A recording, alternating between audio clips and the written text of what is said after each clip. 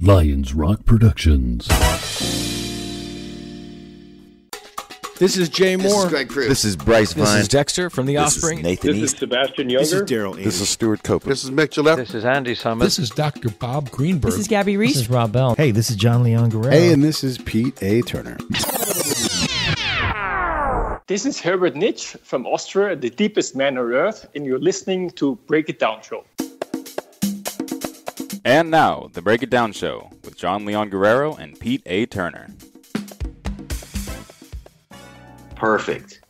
Herbert Nitsch is an Austrian freediver who has held the world record in all 8 freediving disciplines, and he is the deepest man on earth. That means that he has gone to depths further than anybody else on a single breath of air and returned safely. And the only person who has broken his record over the past several times is himself. So not only are you the deepest man on earth, but there doesn't seem to be a challenger in the same vicinity as you.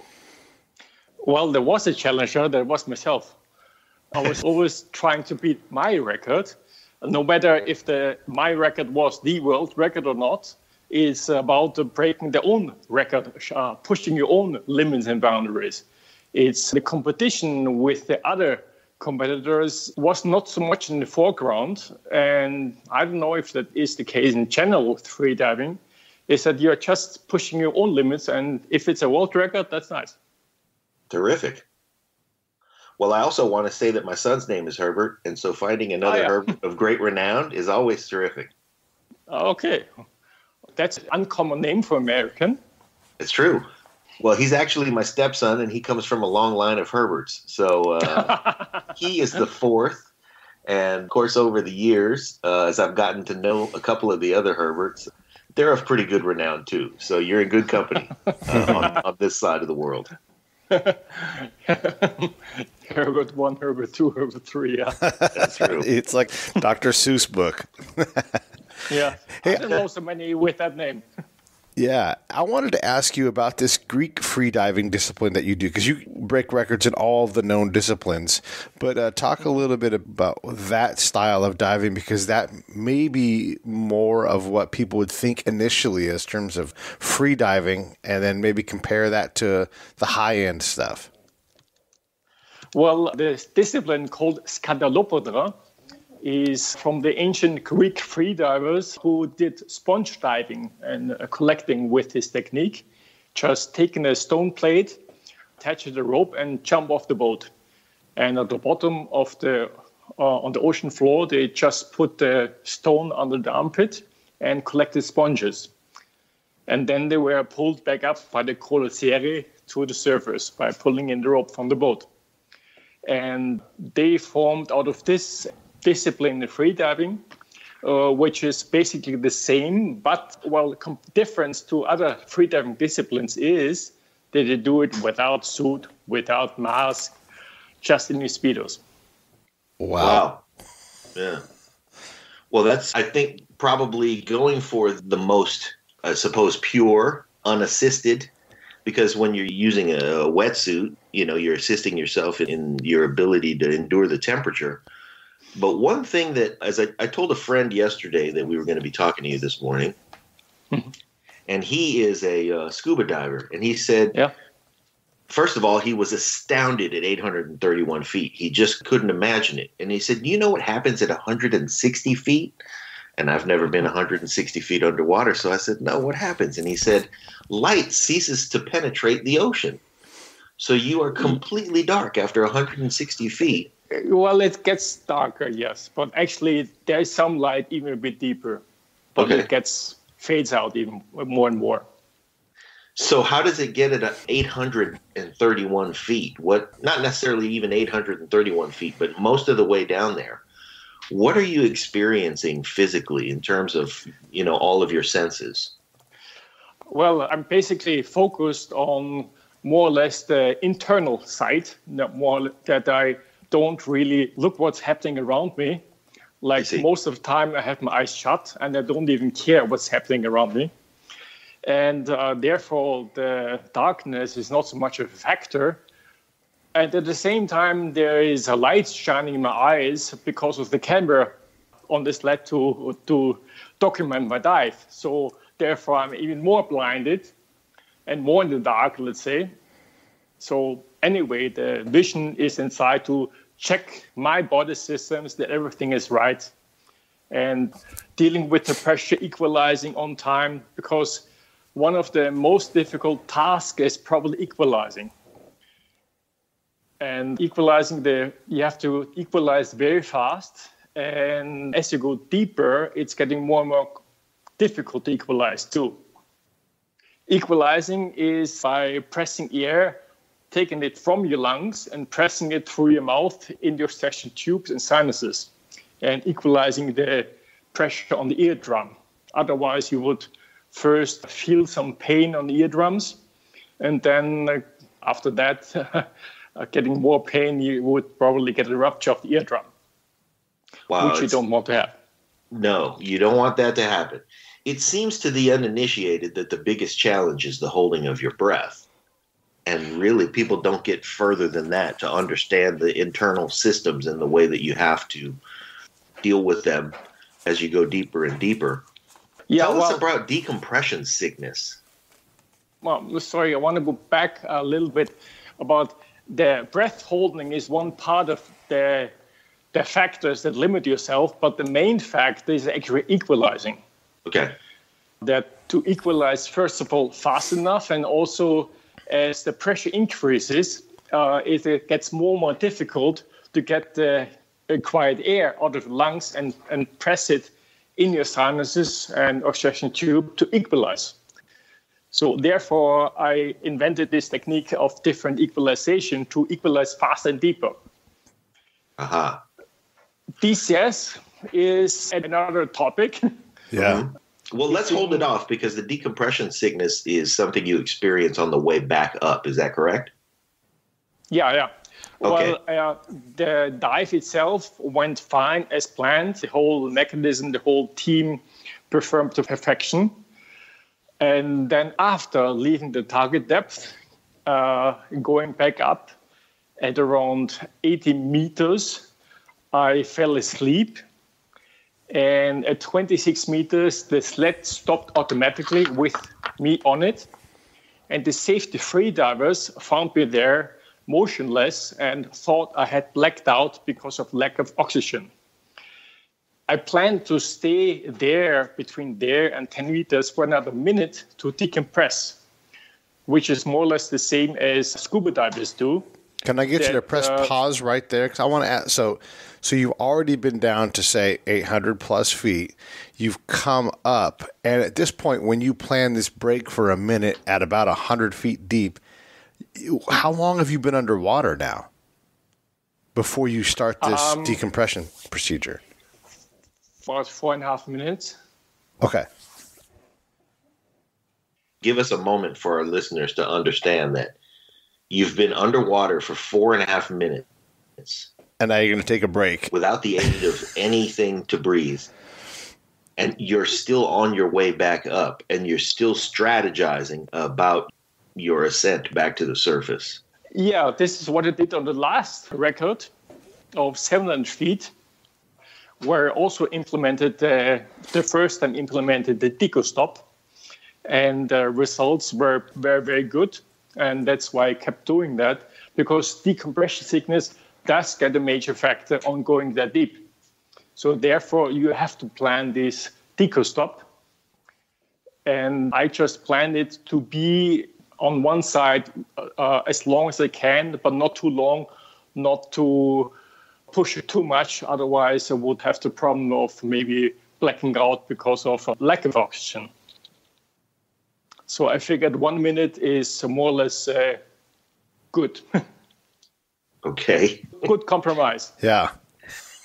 I'd like to rewind because we've talked about this amazing feat that you continued over the course of several years to do over and over again. And, you were only competing against yourself. But let's rewind back to how you came to this particular art form When, first of all, did you realize that you had a lung capacity that was unusual? And how did you come to the goal of increasing the depth of your ability to go further into the ocean? Well, my lung capacity, I found out pretty soon, was anything but good, because I also had chronic bronchitis and asthma, which is definitely not good for a freediver. So my total lung volume was not good at all. But throughout the years, I could expand it. Even the doctor said it's impossible. But I expanded it quite drastically from more or less 7 liters to up to 15 liters. Wow. Yeah, this is its own story. Before we even get in the water, the fact that you are a person who, it's easy to say that, well, when somebody has a great talent at something, that they identified that great talent in their youth because they were better at a specific thing than everybody else. You found this, I don't even know how to grasp that you found this endeavor by figuring out that you had a diminished capacity. And that you started this with wanting to increase your capacity just to get to a place where you were comfortable with your lungs function. Well, the whole thing actually started even before that by a coincidence that I was going to a vacation in Uganda, Egypt, and the airline lost all my luggage, including my scuba gear. And being on the scuba safari for 10 days, I was only snorkeling and going deeper and longer every day. And then a friend he was astonished about how I could dive and said, how deep and how long can you dive actually? And he persuaded me to take a depth gauge. And he told me I'm only 2 meters short of the Austrian record. I said, Austrian record of what? Because back then, even more so, freediving was not so well known in Austria. Wait, so what's your friend's name? We got to know who the instigator was. Norbert. Norbert, and everybody needs a Norbert in their life, and everybody has one. They're like, hey, go do that thing, and you're like, you know what? Yeah. And he said to me, hey, buy some decent fins and set an Austrian record. And okay. More or less, this is that's great. what And Pete is glorifying him, by the way, because this is Pete in most people's life. Yeah, let's see how much further down underwater you can Did he ply you with beer or any kind of, celebratory event afterwards? No, it was something, we do more or less on vacation. It was nothing really special. Okay. And for a long time, it was a hobby of mine because I was an airline pilot. And through my vacation, on some of my vacations, I went diving. So I'm sorry, please go ahead. Sorry. The competitors I soon met were all in this semi-pro state and do it this way, that way. And I didn't have the time about learning and going into all those details, not even meeting those people frequently. So more or less I was on my own. And this was initially maybe harder, but then it forced me to find my own way. You were unencumbered by the rules. Yeah, by the rules and how people do it. Right. And this was very controversial at the beginning that people said, well, you shouldn't do this way, and this way, and this way. And in the beginning, I was a bit intimidated, but then I found, I do it my way anyway. And then soon I set some records, and they still said, you should do it this way, you should do it differently, but I didn't care anymore because I figured, I tried and took the best out of it. You certainly did. Yeah. So when you find out initially that you're only 2 meters short of the Austrian record, we sort of jumped ahead after that. But tell us, so did you get some fins and say, well, I'm going to try it again? I got some fins, yes, but I skipped the Austrian record because there was some difficulties with the Austrian team because they wanted, of course, to be the winners. So I went straight to a world record and made it there. I love it. I was going to say, did Norbert say, but the world record is another 12 feet or whatever it was going to be? No, the world record was quite some more. Okay. How much was the world record at the time? You ask me too much now. Something like... Yeah, we're going way back. Something like between 80 and 90 meters, 88 meters. So about 300 feet or so. No, 80 meters. I want our listeners to have some reference here. At the time that you first attempted this, completely on accident and with the nudging of your friend Norbert, the record was somewhere around 80 meters, and your record now is 253.2 meters. Well, that's a different discipline. Okay. Yeah. Because that's easy. I'm talking about the discipline called constant weight, where you basically swim with a fin or two fins down and up again without any change of weights. I see. That's why it's called constant weight. And the most competitive discipline was this discipline where you swim down and back up again. And this is what I did most of the time anyway. How do you keep your bearing though? Like you can be swimming not straight down. How is there like the water version of an altimeter and a gimbal? You're a pilot. So you have a gimbal as you go down to keep you oriented in the right direction? Well, instead of the gimbal, you have a line. It's very simple. Okay. Low tech, following a line.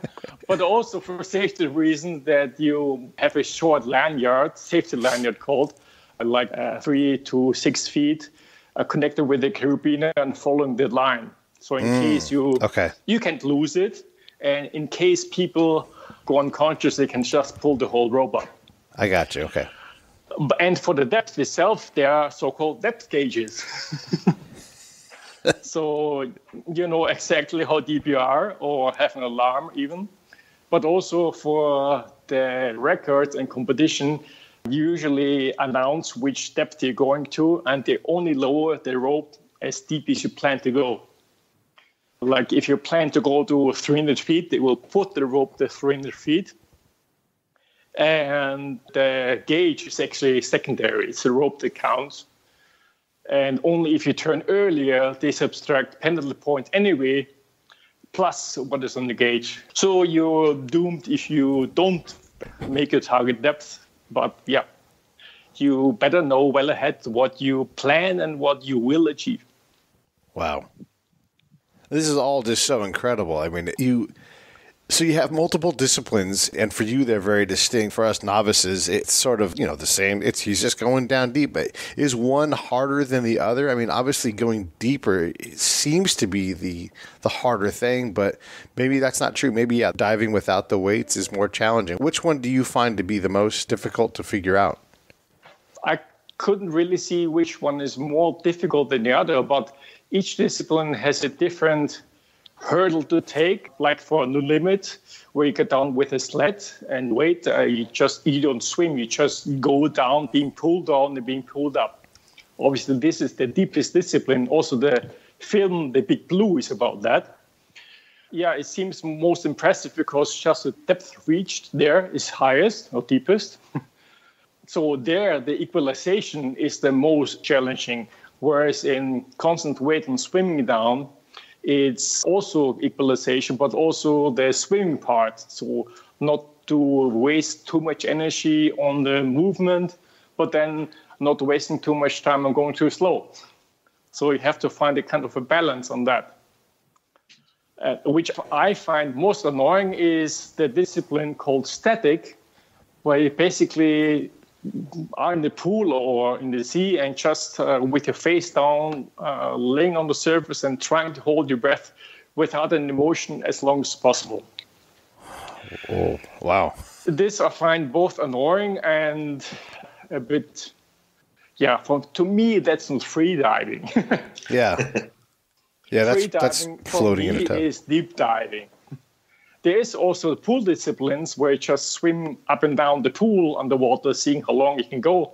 It's called dynamic, that with fins and without fins, you just go up and down the pool. And if you live in a landlocked country, that's maybe an option. But if you have sea, maybe you want to go on the sea. Yeah, the ones in the sea seem more robust, more romantic, more adventurous. And to me, that is free diving. And the rest is like in the pool, that's swimming underwater to me. Right. You're in the pool. Yeah. Well, you've broken records the locations where you've done this include Geneva, Ibiza, Berlin, Wiesbaden, Vienna. Let's see. Hurghada, where you said this all started, actually. Yeah. And then in the Bahamas and in Santorini. What is your favorite location?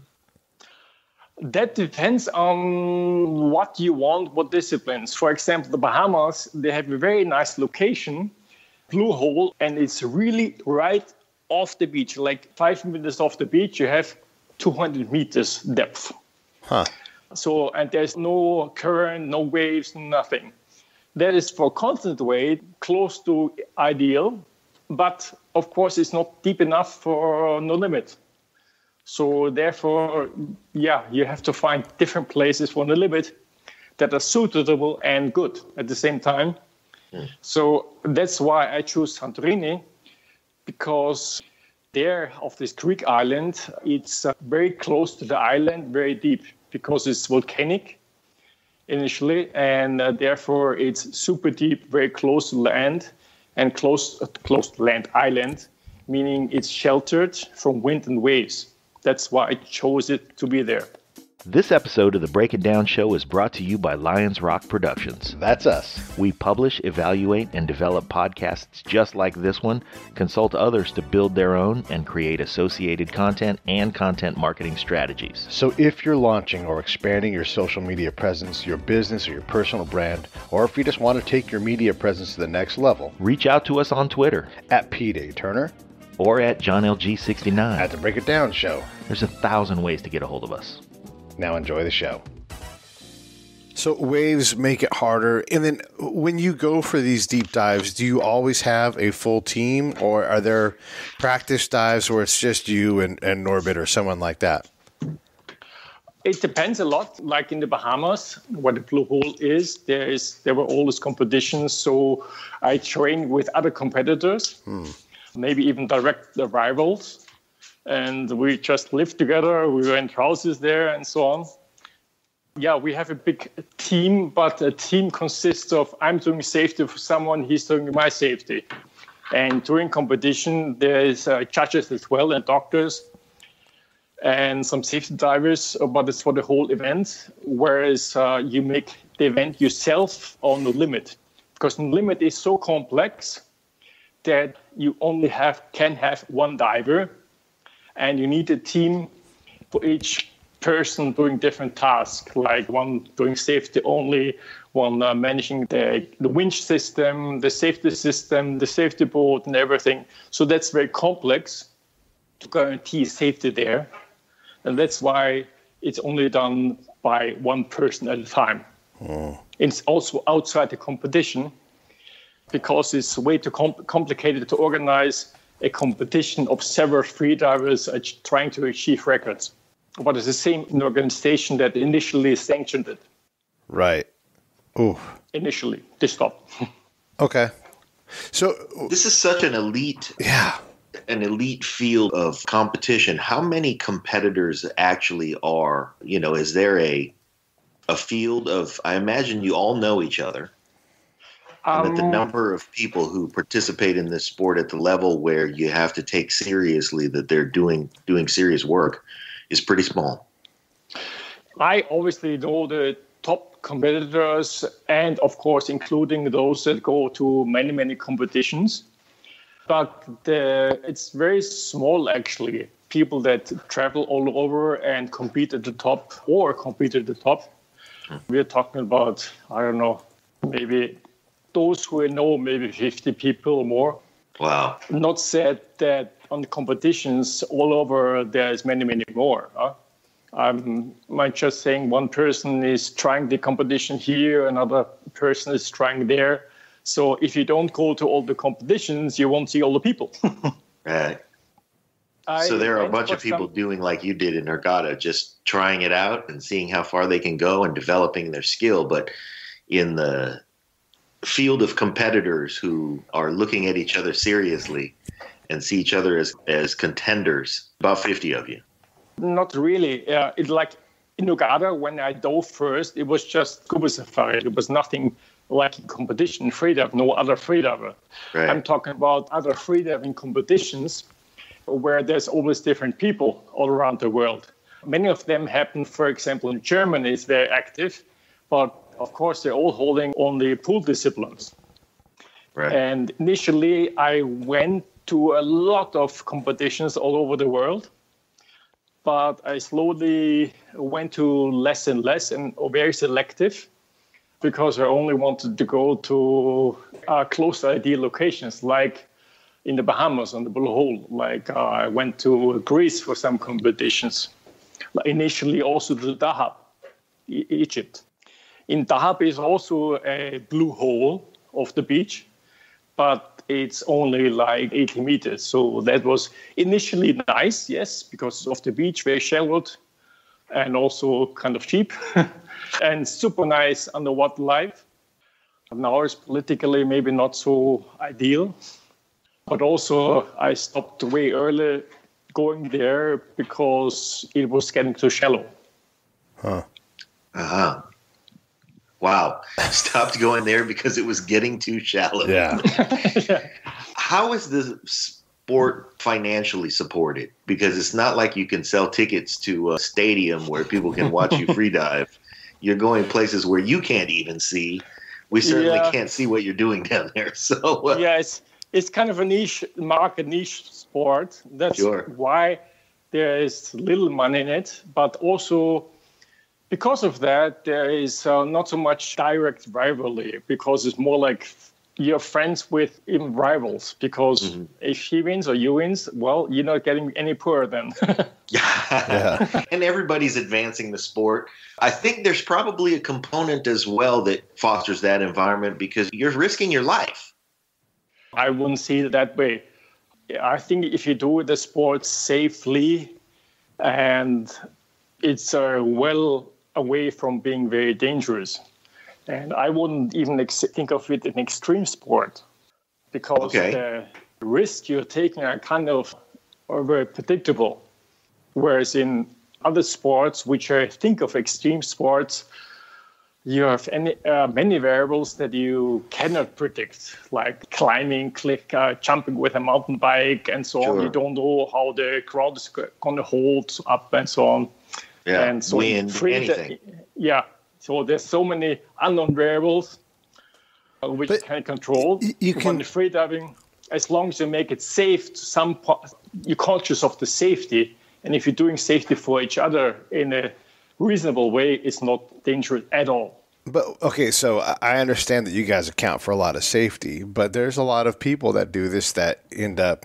Heck, you've had decompression sickness, and Audrey Mestre, or I'm not sure exactly how to say her last name. You know, Mestre, she passed away. People do pass away doing this. So from the fans' vantage point, we're going to go, oh my gosh, this is such an extreme thing because you push yourself to the limits of known body performance. Like you've talked before, and I've read about how I think it's the pancreas becomes a third lung almost as it crushes down and puts oxygenated blood back in your body. That sounds extreme to me, man. Wow. Yeah. Yes, it sounds extreme. Yeah. No, let me go back to deaths, fatalities in the past of freediving. In the case of many people that died, it was a lack of safety and not a risk of you doing something dangerous. Because like also flying used to be very dangerous. And like with their brother Wrights, it was kind of dangerous probably back then. And now it's one of the safest vehicles. And the same is with freediving, that people still do it nowadays on very limited safety. And to my understanding, they're just asking for trouble. Okay. That's fair. Yeah. Yeah, like if you talk about the no-limit discipline, where you get to go down with a sled and with a balloon maybe up. All the other people who did that, including Audrey Mestre and Luc Leferme, who both died, it was a technical problem that they didn't get up in time. Well, they only had one lift bag. I never had only one lift bag because, if there's so many things that can go wrong, the hose can go out to the lift bag, the valve can break, the lift bag can break off, can rip, whatever. And I had this happen in the first tests. So I don't know if you really want to take the risk. Yeah, I think you're in deep shit if there's something breaks, literally. This is why fatalities happened in the past, because people did it very unsafe, I find.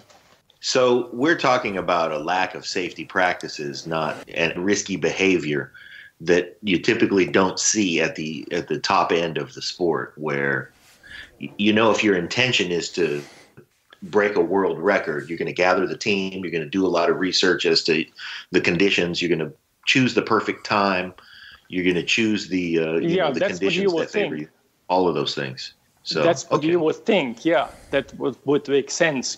But I'm telling you that in the past, until now, everybody else, not one, everybody else was doing it, to my eyes, very unsafe.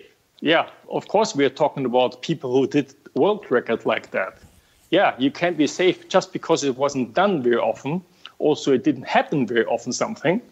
So people didn't think it's not so dangerous. Yeah, because if you only do it twice a year, the chances are not so high that something happens.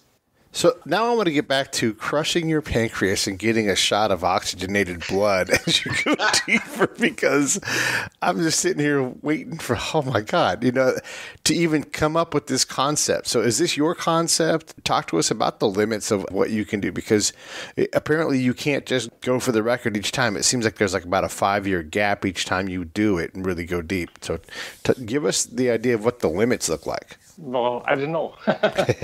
Well, you have to understand, and I learned throughout my freediving career, what's happening inside the body and how to manipulate it in the best way.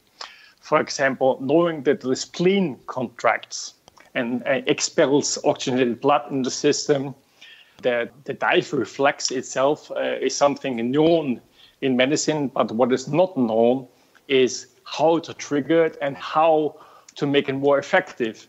And this is what I expanded upon, that how to make it more effective and more and more and more. Like, for example, the dive reflex consists that your heart slows down immediately as you put your face in the water, called bradycardia. Well, this is one thing, but also the peripheral vasoconstriction, that the blood vessels in the extremities, like the legs and arms, contracts, and therefore circulation is limited to the main organs, like the center of the body, the brain and the lungs itself only. And there's all kinds of mechanisms that happen automatically, but also if you let it happen, or even more, if you train that it happens even more effective and initiate it before the dive. For example, what I did, the last many years, I would just dive to before the actual record attempt. I dove 3 times with empty lungs to like 20 meters, just to simulate on the body a lot of pressure, and at the same time initiate the dive reflex already by having like a semi-vacuum in the lungs. And therefore, the blood shift would already start. So the whole dive reflex is already started before I do the dive. So when I actually do the dive, it's more effective. And that's why I can dive deeper, equalize deeper, and hold my breath longer. Fascinating. So it's like a journey inside your body. 800 feet below water. So, okay. And a journey that very few other people have ever taken and have navigated completely differently. Yeah. I like to think, that's for sure, as you're down there, because there must be a lot of specialized gear, the sleds. You can't just use regular swim goggles. Do you have to use goggles? I see pictures of you with them on, but is that required or is that for style? Talk to me about goggles. Well, to the guy who keeps his eyes closed. Yeah. Yeah. Well, it depends on the discipline. And also initially, there was a rule that you have to use the standard goggles. Then it came like specialized standard goggles. And then the rule changed that there's no goggles anymore. But also special mask, not goggles. Because goggles you would think of like just around the eyes and not the nose. Right. Whereas a mask usually includes the nose too. And I already back then came up with a so-called fluid goggle, where this was a mask without nose piece. This is not used for deep diving, for free diving at all, but because you can equalize it. Because you on a normal scuba mask, you have to equalize the mask too by pushing air into it as you go deeper and not to get squeezed at depth. But then I used this mask and just put a pipe to it, a pipe from the mask in the mouth, and equalized through that. Not my ears, but the pressure in the mask. And I used this for quite a while, actually. So the pipe mask. Wow. And then some other gear I used was also, I started first with a monofin, because back before me, that all the freedivers used bifins or regular two fins. And I figured from fin swimming, they always do with one fin, one monofin. So I figured, well, if it's better for speed swimming, it's probably better for deep diving too. So I tried that. Even though in the beginning, everybody was laughing at me. And then after setting a few records, and now everyone is using it. And it's also better for dolphins. yeah, it works better for dolphins. And there's not so many fish who have bifins. Right. Yeah. Let me ask, who's making these rules? I mean, there's one person, and it's you, who's been to these depths. Who gets to sit there and go, Herbert keeps going deeper and deeper. I think we need to adjust the rules. Oh, well, I try to influence the people that were in charge. Okay. Yeah. Well, it was a bit difficult because, like in all federations, the people in charge are maybe not the most sportive guys and more like behind the desk kind of people. So this is also why I stopped competing a bit, because I was fed up with the rules and trying always to go in between the rules or to make them work. Let's put it that way. Right. And I have to question at what point their motives should be examined, because, like you said, they're not the guys enduring these conditions. They're not the guys who are competing in the sport. They're in these regulatory bodies. There's a safety component that has to be examined, but you leave the rules in the hands of these guys who just don't understand what it's like to go down there from anything more than a textbook standpoint. Yeah, well, you say safety point of view. Yeah, but the problem I encountered was that I had to find ways how to make the safety with the rules. Because the rules were against the, let's say, modern safety. And they simply didn't know about how to do things safe. And basically the rules forced me to do it unsafe. So I tried to steer them a bit that I could make it safe, or find ways how to circumnavigate the rules a bit. Take note, regulators of the world. Hey, I want to say real quick, we're talking to Herbert Nitsch, the deepest man on earth. You can find him on Twitter at Herbert Nitsch. You can also go to his website, which is Herbert Nitsch. And also he has an organization that deals with cleaning up the oceans that he works with called Sea Shepherd. So we're talking to Herbert Nitsch, and he is an incredibly talented person. I want to get back to your regulators.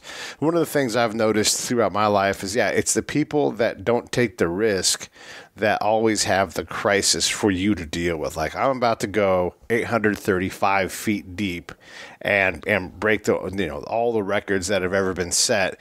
And you guys are all of a sudden putting I should be focused exclusively on this, and you're going to have me jump through these hoops and change things, and you're going to create a crisis for me that I don't need right now. It's funny to hear that exists even in your world, because John's world, my world, we all have these things where you're like, I just need to do this thing now. It's time. I'm ready. Let's go. I know what I'm doing. How do you navigate that, though? Like, the International Deep Diving Federation, and then there's the Deep Divers Association, or whatever, all these different bodies. Do you have influence as the guy that's going the deepest and cutting the edge the most? Yes, I had some influence, but mostly on the No Limit, because basically I was the only one doing it for a few years. There I could implement some changes, because I said, well, it has to be this is safer, a lot safer, and it doesn't benefit anything else but safety, and it only allows safety. So there I could change it, but in other disciplines I could not change it. I tried, and I was frustrated not being able to change it. That's why I stopped competing in those disciplines also, because I concentrated then on the No Limit in the last couple of years. Yeah, because getting fed up with the federations. And also on the last record, I disinvited the federation because of not being allowed to do it as safe as I want to. Yeah. And I invited other federations to sanction the dive. And there is still some people saying, well, you didn't do it with that federation. Well, they didn't allow the safety and were way behind in their thinking. I figured, well, I'm diving deep, it's my safety. Yeah. And I don't care about any other federation. Terrific. So, yeah. We're rebels like that. I applaud that spirit, because ultimately, if what the Federation is doing is holding back your ability to perform at the highest and safest level, then what good are they? And if you're the only guy, then they have to cater to your ability to do it safely. And I appreciate that you would say, okay, well, you guys aren't invited then, because that really just takes the legs out from under them as a federation. They've got one guy who's breaking the records, and in their opportunity to foster greater performance through greater safety, but they missed the boat. Yeah, literally the boat. Right. Because the record was of a boat too. Yeah. Yeah. Of course. How do you grow the sport then? If you're the one guy who's out there doing it, and the governing body isn't really allowed to come out on your attempts because they're a problem, how do you identify the other people out there that maybe have a penchant for this and would enjoy it to help the sport evolve? Well, there is, of course, these other disciplines. There's plenty left, which there are competitions in. And eventually, I hope the safety is going to catch up with them as well, before there's more victims. And yeah, I can just hope for the best. And I personally, gave up in trying to change it. And let's see if it does. Well, so let me ask the big question. How deep do you think you can go? Is there another 800-plus foot dive in your future, I guess, first? And then how far do you think you can go in that next attempt? Well, my plan initially was to go, which I did, 600 feet, 700 feet. The last attempt was to 800 feet, the last record, and then was 900 and 1,000 feet. That was my goal. And I still think that humanly possible. Why this accident happened were some other circumstances. So I think it's possible, humanly possible, to go to 1,000 feet. And I think it's even possible to go deeper. But to go deeper also involves getting more and more risky. So this is why my limit was and is 1,000 feet.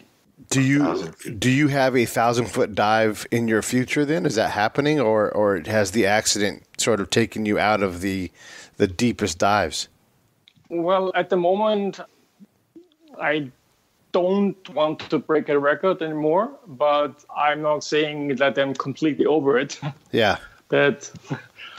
I've been diving already deep, like only 2 years after the accident, and diving just to see how I feel, and I felt great, as nothing has happened.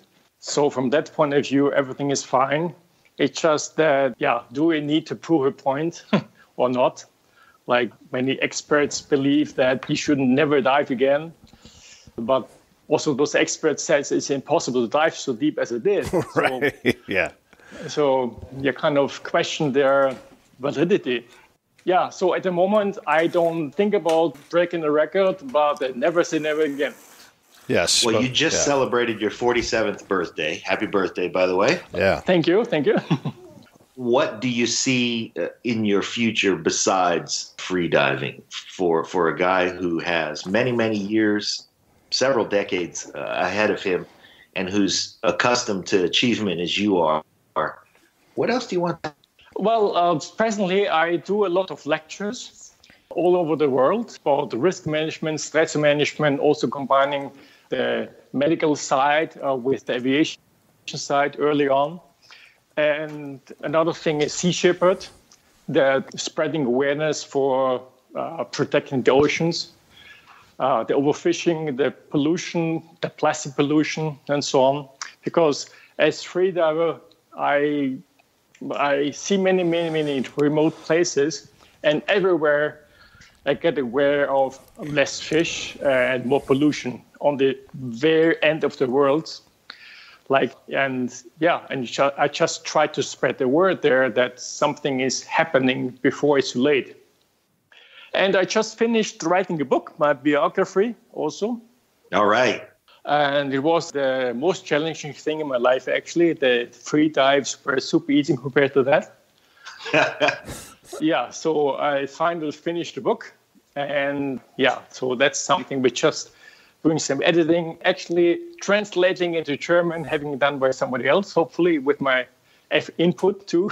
But we wrote in English first. Okay. Yeah. Well, we look forward to the book coming out because you're a fascinating guy. I can see how you would be an attraction on the lecture circuit. Your achievements and your personality is a combination I think, a lot of people can find and apply to inspiration for whatever it is they're doing. Because let's face it, when you think you're having a bad day, all you have to think is, yeah, but I've never been 831 feet underwater. Yeah.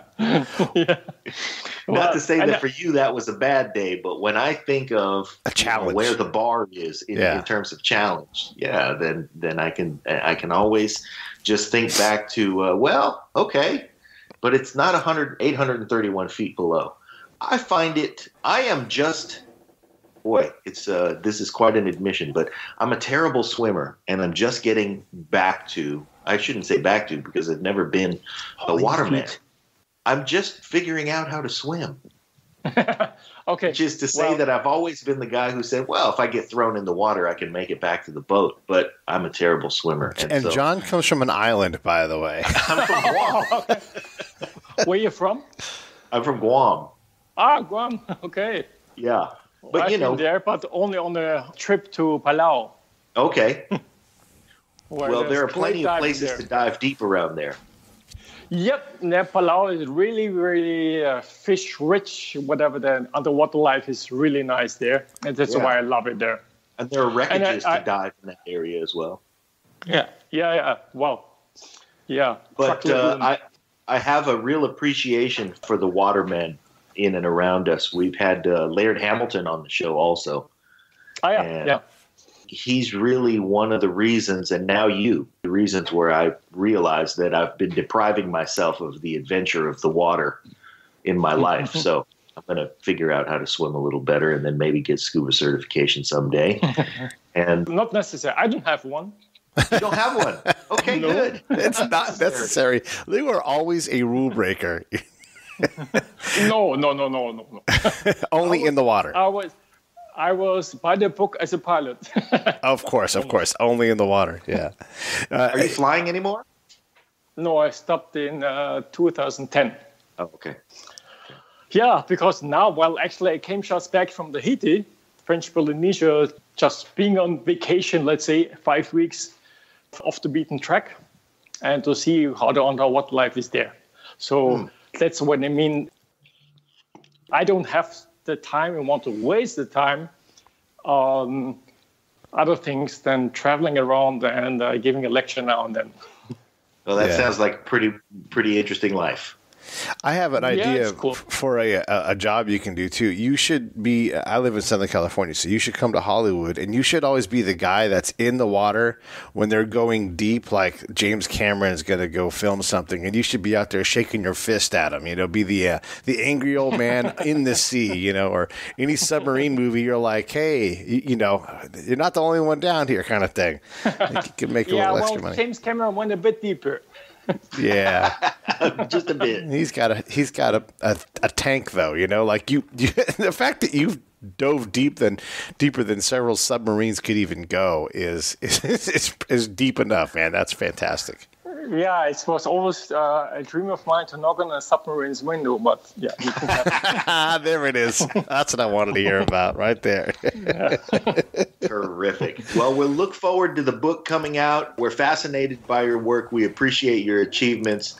And we also want to make sure that everybody supports Sea Shepherd. At least go take a look at the work that Sea Shepherd is doing. You can go to seashepherd.org and see a lot of inspiring video and content about defending and conserving and protecting the oceans, which is your domain, and we appreciate all that you've done in that regard. So thank you very much for being on the show, Herbert. And I'm once again glad to find yet another Herbert doing great and interesting things.